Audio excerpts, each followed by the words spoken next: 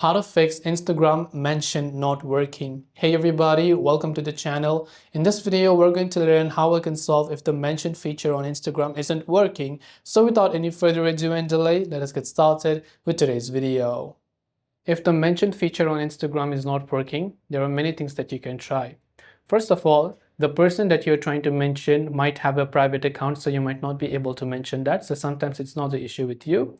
Second of all, even if they have a public account, they have not allowed tagging or mentions to be tagged on stories or posts.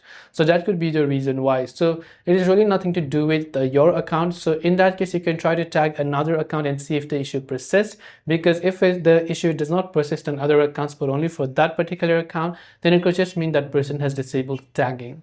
And usually in this case, you can try to approach the person to enable tagging or mentions.